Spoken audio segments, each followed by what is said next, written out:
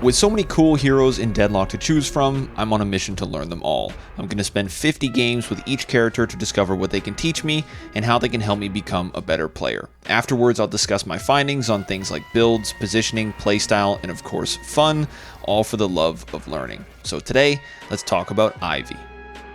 When I set out at the start of the series, I was excited to learn, was aiming to improve, and was looking to have fun while doing so. I wanted to document the experience so those of you out there could share in my fun and my learning, but I never had any sort of expectations for myself beyond that. I didn't know how far I could progress, and I wasn't interested in achieving a specific rank.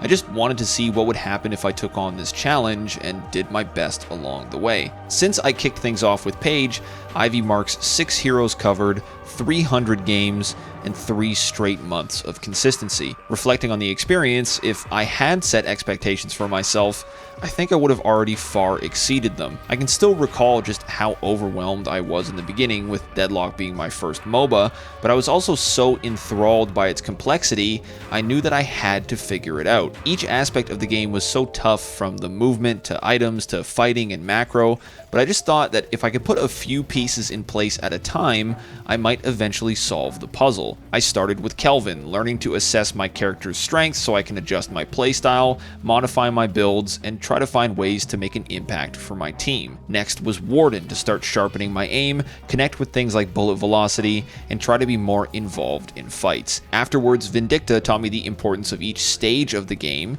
and how lane, mid, and late game affect everything as a whole. Billy then threw me into the front of the fight, teaching me to be aggressive but also to study my opponents so I can do so intentionally and thoughtfully. Finally, Paradox taught me to be active, honed my movement, and gave me a new perspective on adapting to Deadlock itself as it evolves. While each previous hero I've covered taught me those specific valuable lessons, Ivy, in her unmatched versatility, has given me the opportunity to flex all of those muscles at once and see just how much stronger I've become. Looking back on where I started and where I stand now, it's pretty amazing to see the difference between my play, and in some areas it's a rather stark contrast. Whether it's something simple like my movement and mechanics being more comfortable to something more complex like my macro being sharper, I not only feel better as a player, but I can also quantify exactly how and why I was able to improve. The road ahead is still long for me as I continue to work through the cast, but I'm extremely excited to do so. It's thrilling to already see some progress, and it's rewarding to know that I've found a process that works for me,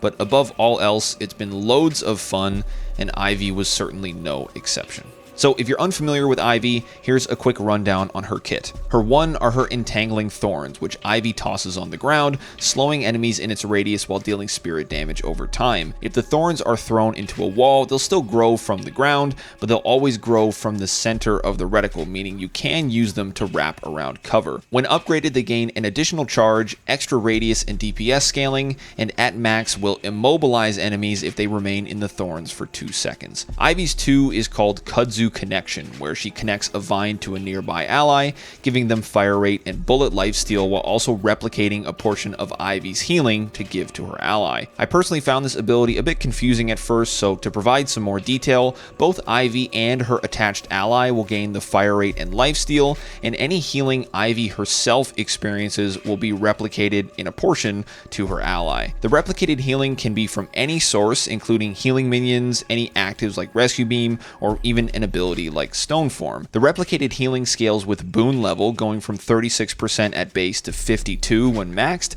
but it does not interact directly with items such as Healing Booster, as you can see here. However, the lifesteal portion does work with Healing Booster, meaning the item will still increase Ivy's effective healing rate, it just won't double dip in a sense. When leveled, Kudzu will also provide plus 2 meters in movement speed, it gets an increase to the fire rate and lifesteal buffs, and at max, it turns into a passive ability instead of an active one. Kudzu provides 50% of its bonuses even without a connection, so this not only gives you infinite uptime to heal your allies, but it also gives Ivy permanent buffs to her fire rate, movement, and lifesteal. Ivy's 3 is called Stone Form, where she turns into stone and, well, drops it like it's hot. If she lands on an enemy, it deals spirit damage, stuns for 0.75 seconds at base, and it also heals Ivy for 6% of her max HP. Ivy is completely immune during stone form, which gives her iframes to avoid things like a lash ult, as well as an option to interrupt something like a dynamo ult. When leveled, the heal percentage is increased to 13% total, its cooldown is more than halved to just 15 seconds,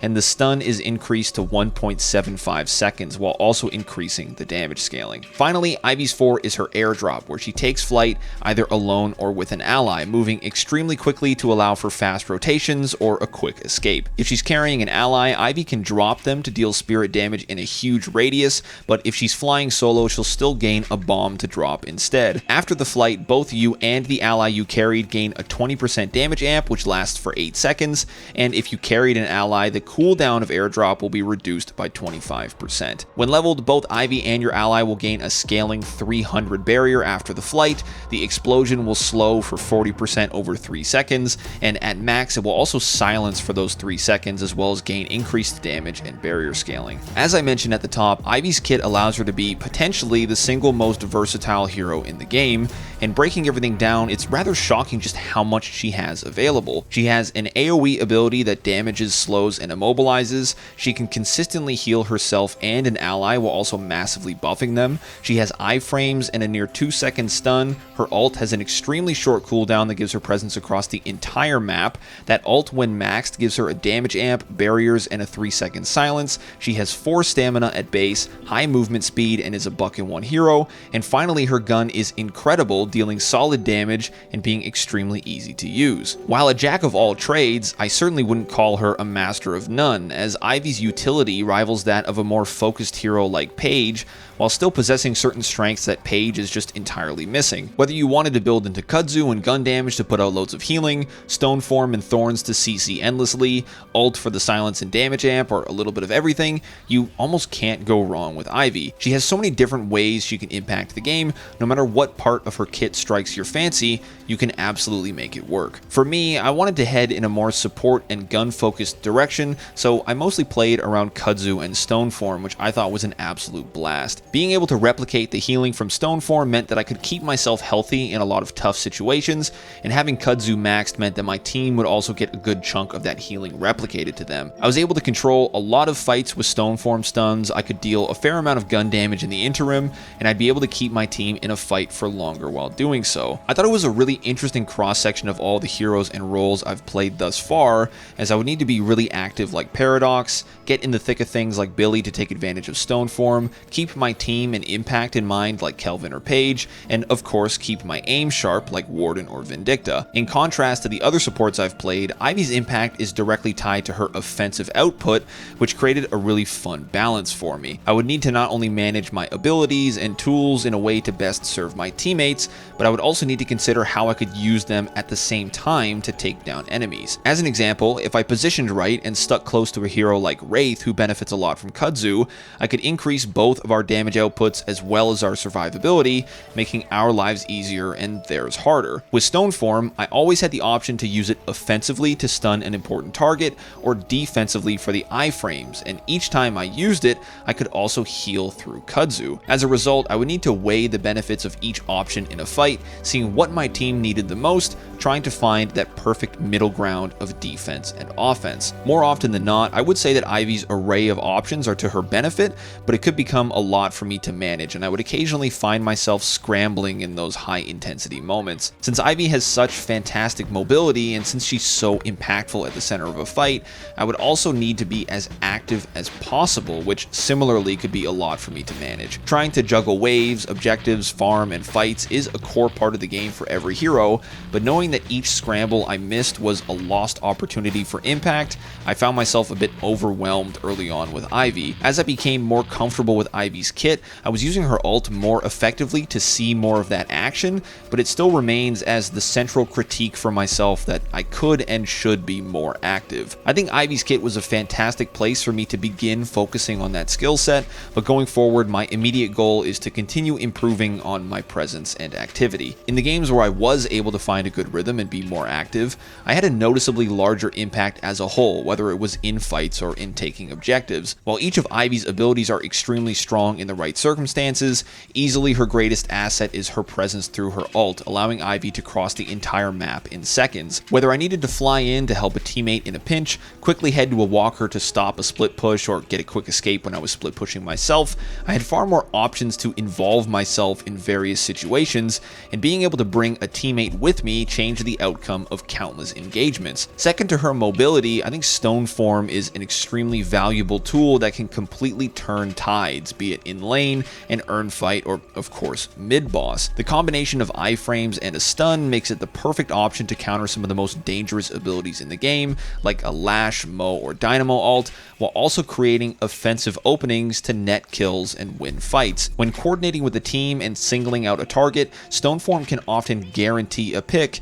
and when you combine it with the Immobilize from Thorns, it makes Ivy a massive threat in every fight if she's not dealt with immediately. I had loads of fun working around Ivy's kit, and similar to how I felt about Paradox, Ivy felt very natural for me to play. She was so lovely to pilot as her movement speed and stamina count is fantastic, and her gun is a total laser beam, making it a breeze to track targets with. While I do have that critique for myself that I need to be more active, when I was maneuvering around with Ivy and finding my footing with her game plan, I felt extremely comfortable doing so. Another point I mentioned last episode is that one of the largest improvements in my play has been how comfortable I feel in my mechanics, and that's continued to shine through on Ivy. I'm finally at a point where I'm naturally integrating more advanced techniques like edge boost into my play, and I'm doing so without thinking about it. As a result of that comfort, my rotations are faster, my decisions are better, my aim is sharper, and my itemization continues to improve. While I've learned countless specific lessons throughout the series,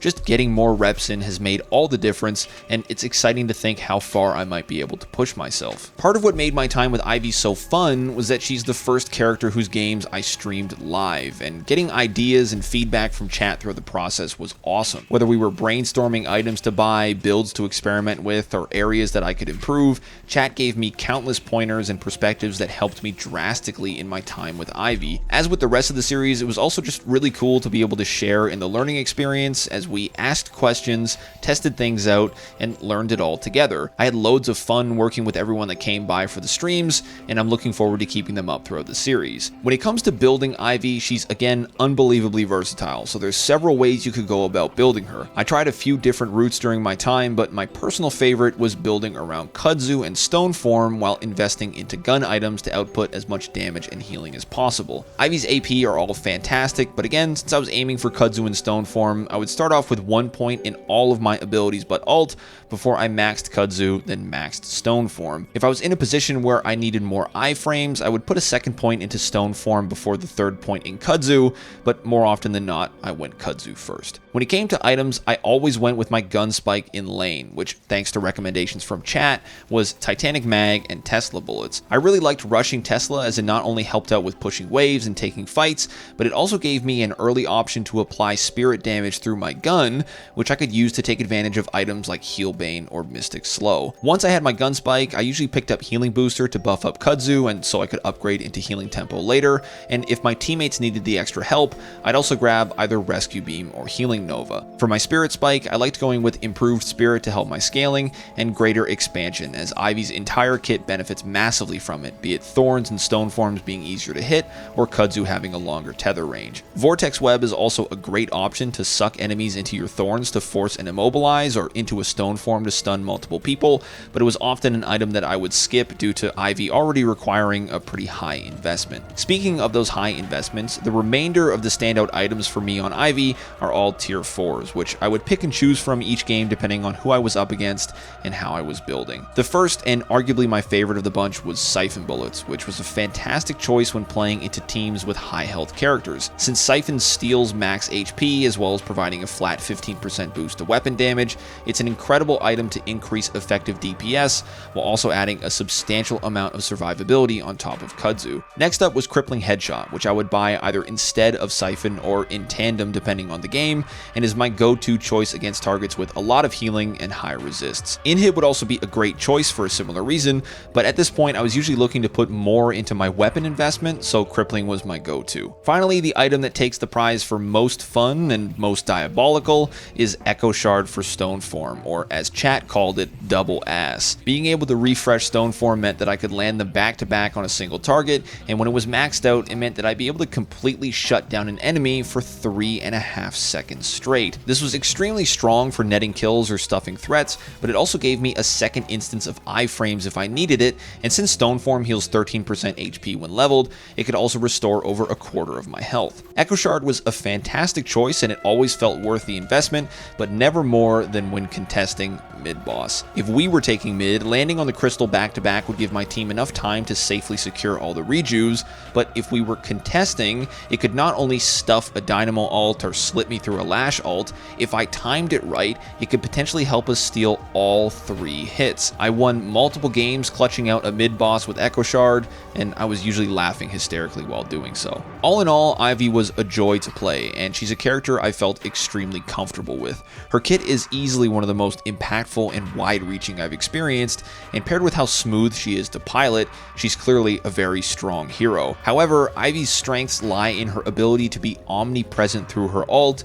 and I don't think I quite took enough advantage of it, so going forward, I'll need to dedicate my focus to being more active. My mechanics are feeling good, my itemization is improving, and my macro knowledge is steadily deepening, but if I can just maximize my impact and presence in games, I should be in a much better place. Ivy will absolutely be a mainstay for me in the future, and similar to Paradox, she's a hero who's set a high bar to clear. Each episode so far, I've taken a look in the comments to see what heroes are voted for the most, and I try to go with the most voted, but now that streams are up and running, viewers can vote directly on the next hero. Each episode, I'll be taking the 3 top voted characters in the YouTube comments, and on the final day of the current hero, I'll be holding a vote between that top 3 during the stream. This week, we've decided on Pocket, but if you want to vote on the next hero, you can cast your votes below in the comments and come by to the stream for the final vote. I'll be live every day but Thursday starting at 5 p.m. Eastern time over at twitch.tv/callmekimbo_,